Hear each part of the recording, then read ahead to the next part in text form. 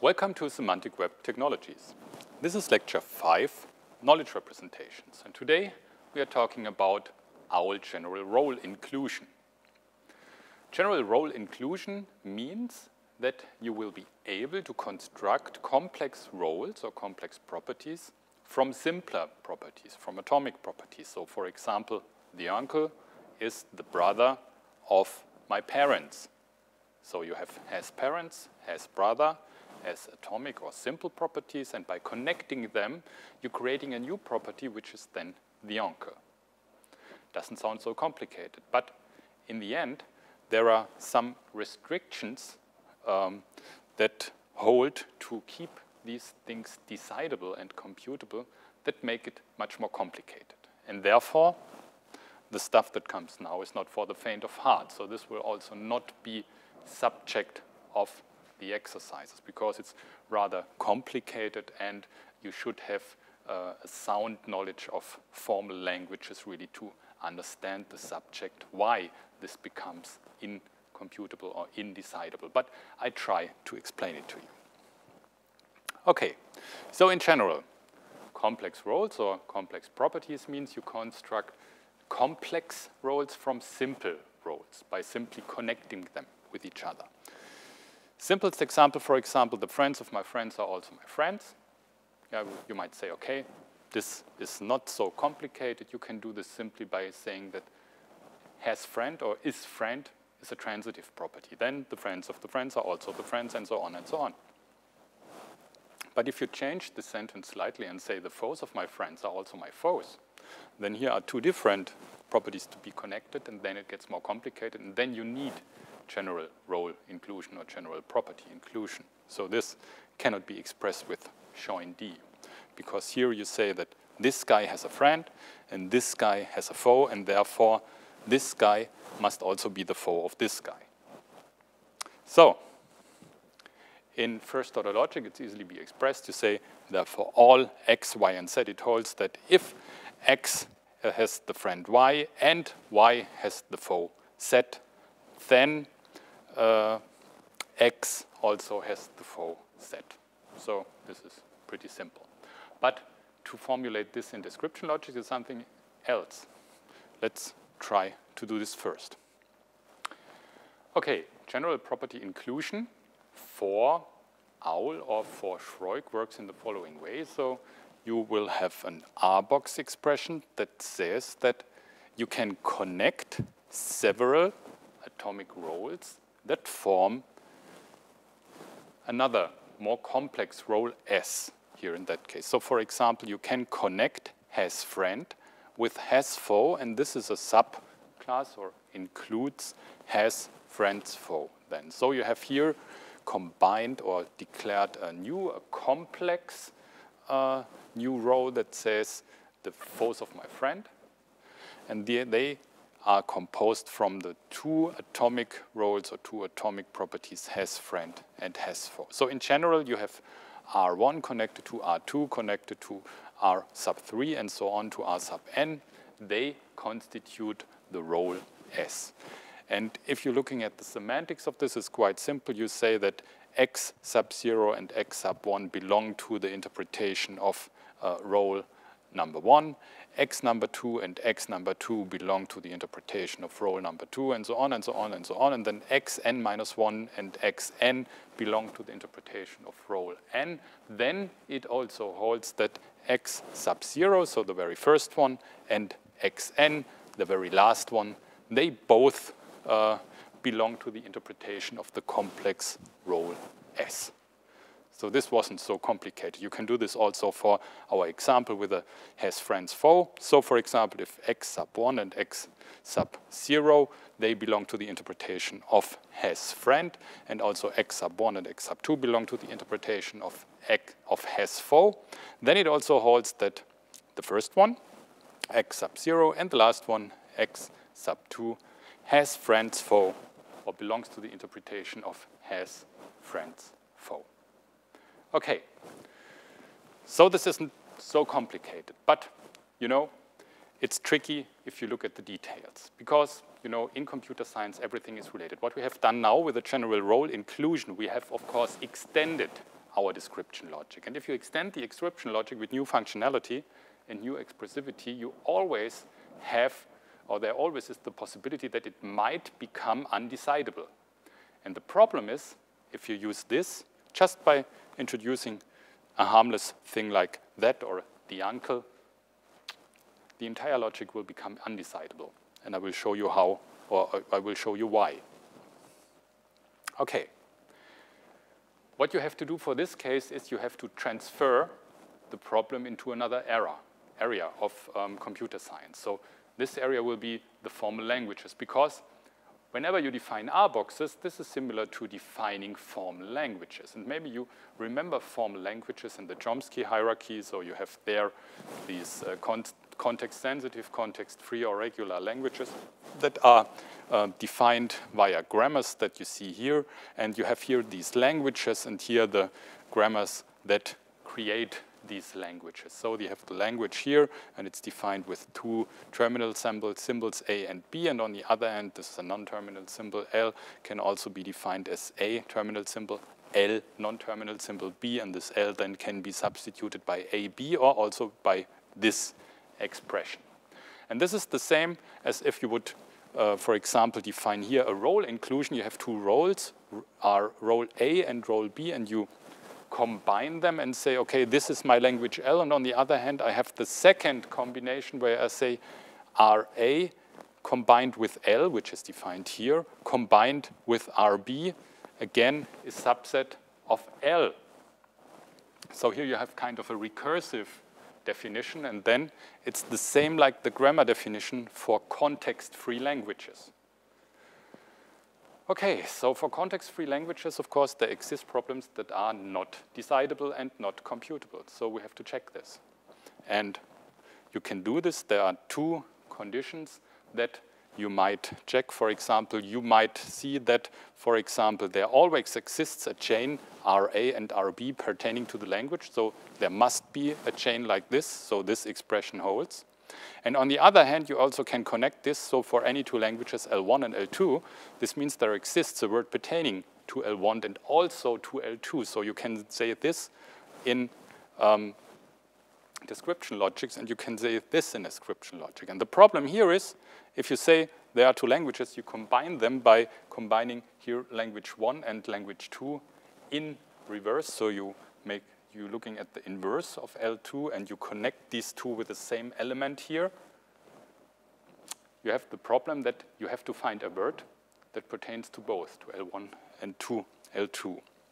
And you know from formal languages theory that the emptiness of the intersection of context-free languages, so it means a word that doesn't belong to the one and also not to the other, is not decidable. So this is a heavy problem, and it cannot be solved in that way. So it's undecidable, it's uncomputable. Yeah, so we have a problem with these expressions that we can form in description logics if we enable general role inclusion without any restriction. So what should we do? Okay.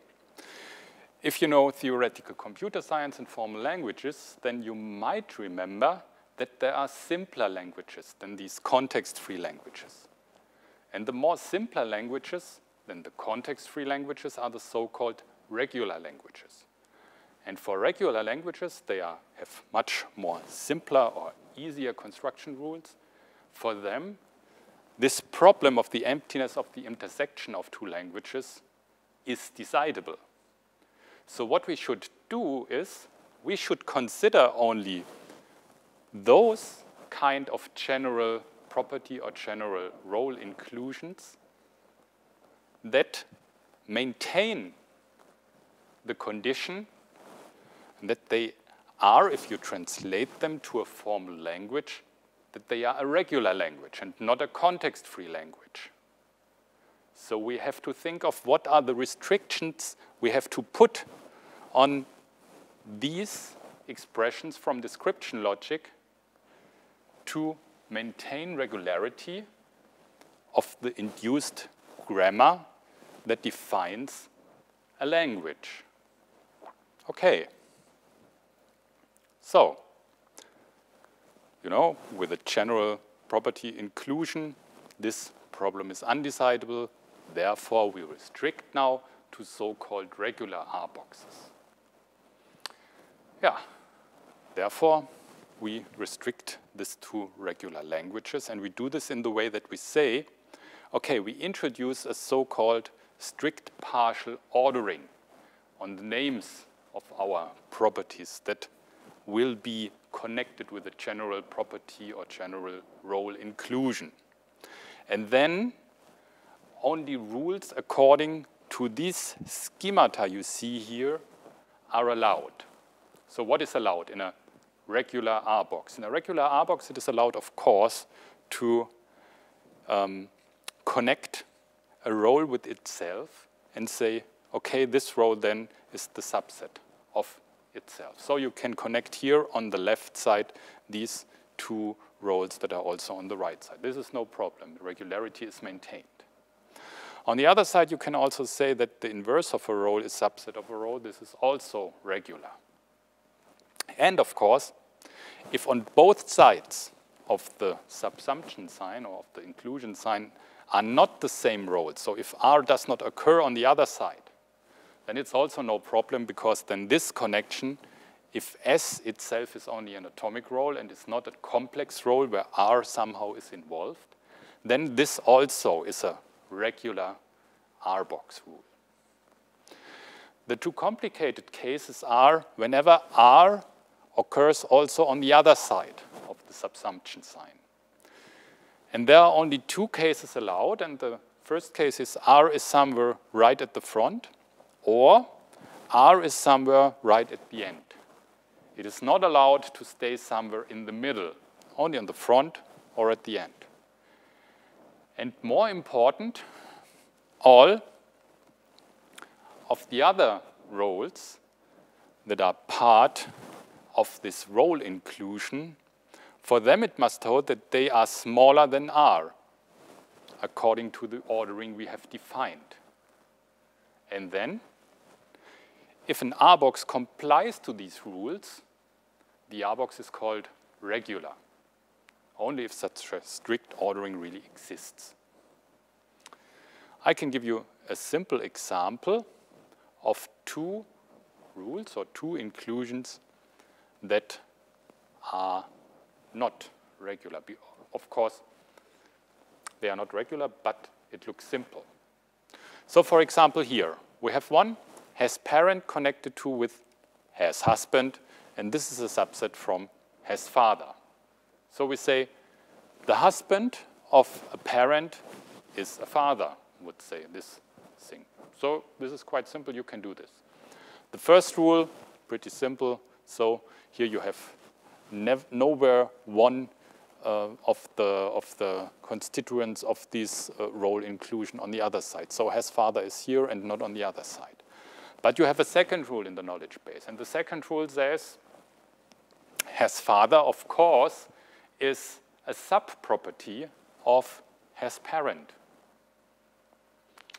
And then it becomes complicated, because then here has parent can be substituted by has father, and then we have here, of course, maybe a problem. So this is not regularity, because regularity would enforce both. So from the first rule that we have here, it would induce that has parent is smaller than has father. And from the second one, it would induce that has father is smaller than has parent.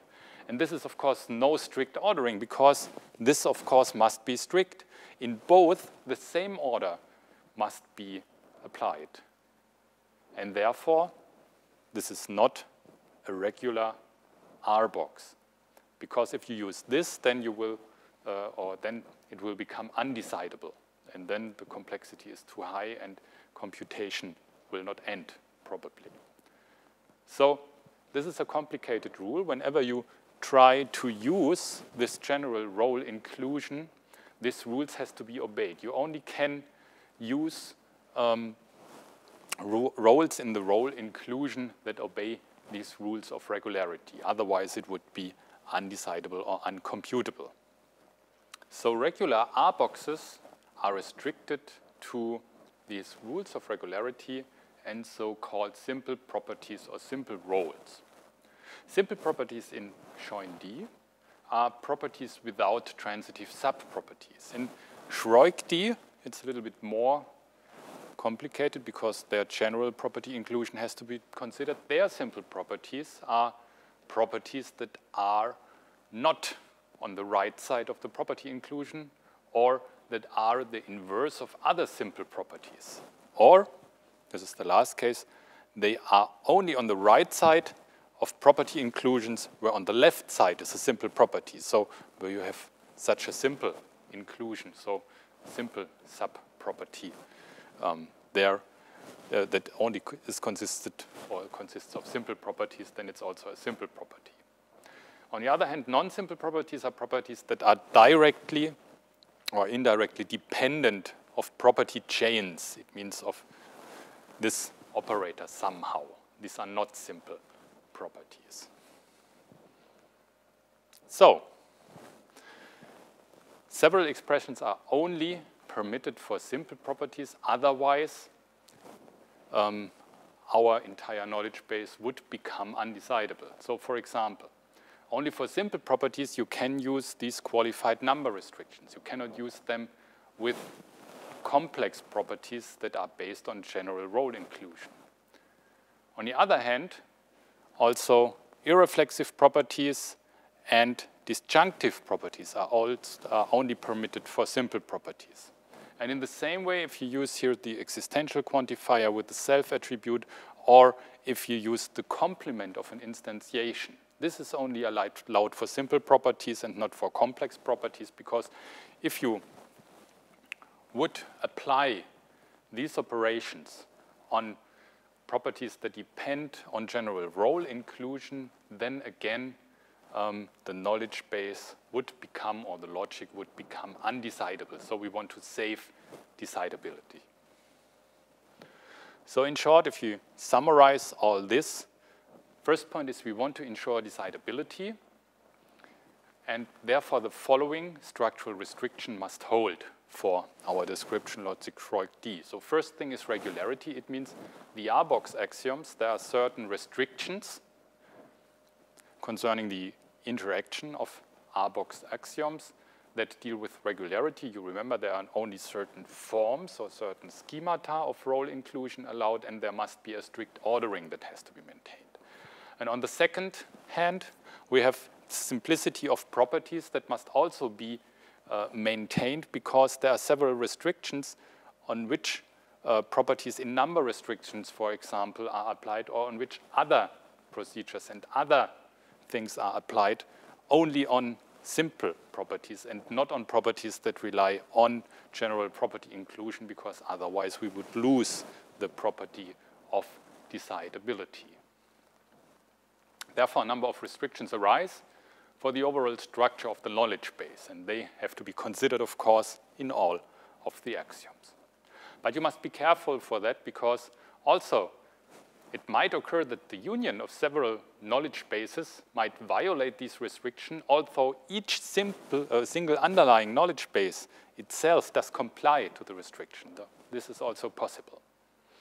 Okay, this was the theoretical part. If you want to know how you do or how you code general role inclusion with OWL, it's quite simple. So for example, if we stay with our has friends foe property, we can say that this new property has friends foe is an object property, and this object property has also here the property OWL property chain axiom, which means here we define a general property chain or a general property inclusion of the following two simple roles or simple properties. We connect has friend with has foe. So this is a property chain, and we allow this for has friend, has foe.